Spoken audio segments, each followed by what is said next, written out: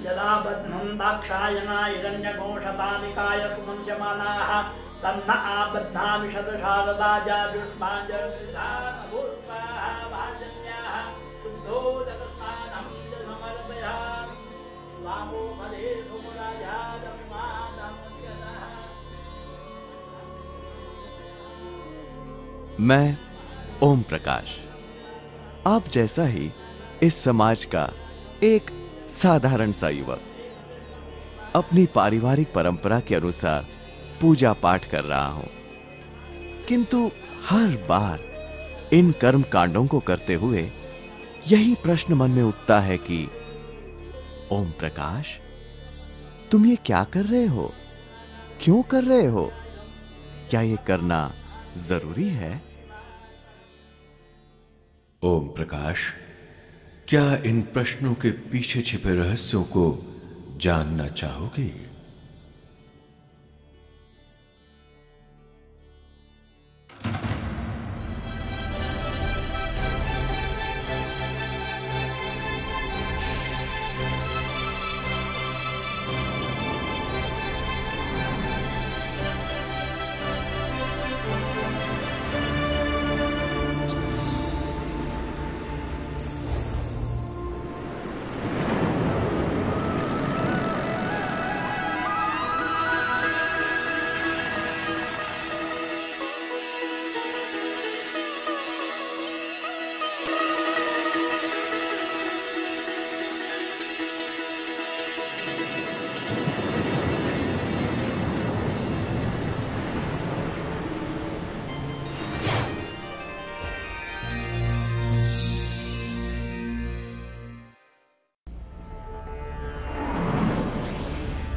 भारत देश उत्सवों का प्राचीनतम देश है। हर वर्ष हम बहुत से उत्सव मनाते हैं, अनेक कहानियां सुनते हैं।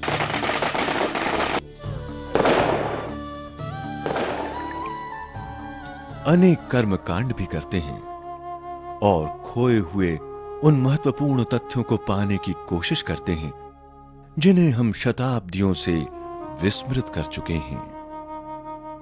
भारतीय त्योहारों में महाशिवरात्रि पर्व बहुत ही अद्भुत, रहस्यमय और विशेष है। अति प्राचीन समय से हम शिव की पूजा करते आए हैं, परंतु हम ये शिव की पूजा क्यों करते हैं? क्या सभी करते हैं इसलिए? इन सभी सवालों के पीछे अब तक न जाने कितने अनुष्ठान, रीति रिवाज, कर्मकांड और कथाएं प्रचलित हैं।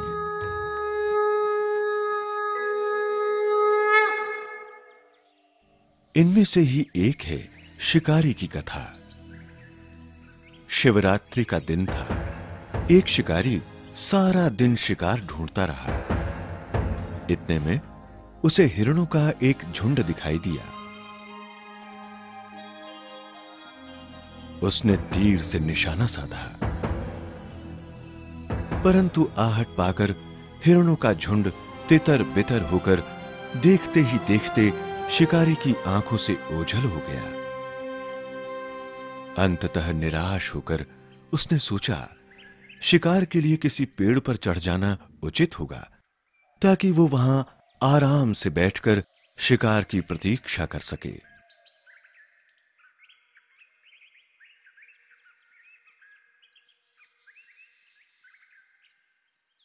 शिकार की प्रतीक्षा करते करते बहुत देर हो गई थी और वो खाली हाथ वापस घर भी नहीं जाना चाहता था।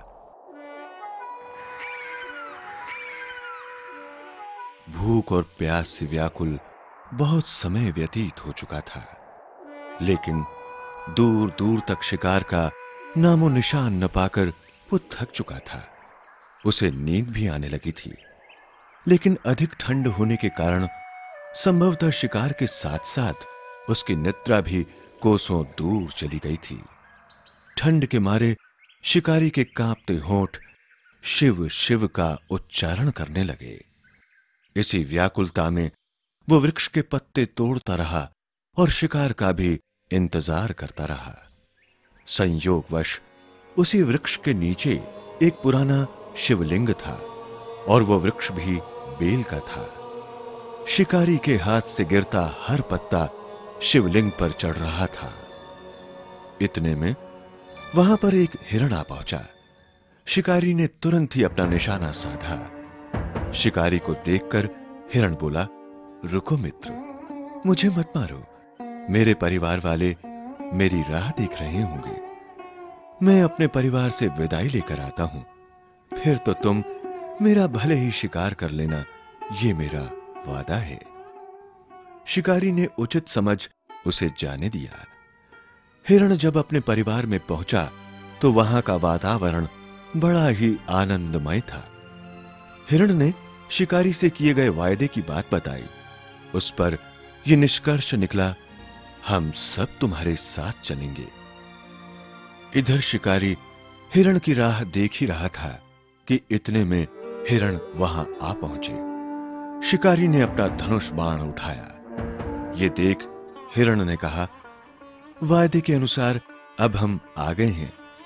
यदि तुम हमें मारना चाहते हो तो हम सबको मारो। हम जिएंगे तो साथ और मरेंगे भी साथ। शिकारी को उनके भोलेपन पर दया आई और उसने उन्हें जाने दिया। सहसा वृक्ष के नीचे स्थित लिंग से शिव की मधुर ध्वनि प्रतिध्वनित हुई। सुनो वत्स, सुनो वत्स, सुनो वत्स। आश्चर्यचकित होकर शिकारी अपने चारों ओर देखने लगा और तब उसकी नजर नीचे स्थित शिवलिंग पर पड़ी। उसे देख शिकारी वृक्ष से उतरा और उस ओर बढ़ा जहां से शिव की मधुर ध्वनि प्रतिध्वनित हो रही थी। वो पेड़ से उतरा और शिवलिंग के समीप बैठकर ध्यान से सुनने लगा। हे वत्स, तुम्हारी तपस्या सफल हुई। तुम इतनी ठंड में भी मेरे नाम का निरंतर स्मरण करते रहे और मुझ पर बेलपत्र चढ़ाते रहे। तुमने निश्चल प्राणी पर जो दया दिखाई उससे मैं अति प्रसन्न हूं। वत्स, तुम्हारा कल्याण कल्याण कल्याण। शिव परमात्मा परम कृपालु, दयालु, सर्वोपकारी और कल्याणकारी हैं। तभी तो शिव के मंदिर समस्त भारत और पूरे विश्व में पाए जाते हैं। भारतवर्ष में 12 स्थानों पर ज्योतिर्लिंगम के प्रसिद्ध तीर्थ स्थल हैं। 12 ज्योतिर्लिंगों में से प्राचीनतम ज्योतिर्लिंग सोमनाथ के नाम से प्रसिद्ध है।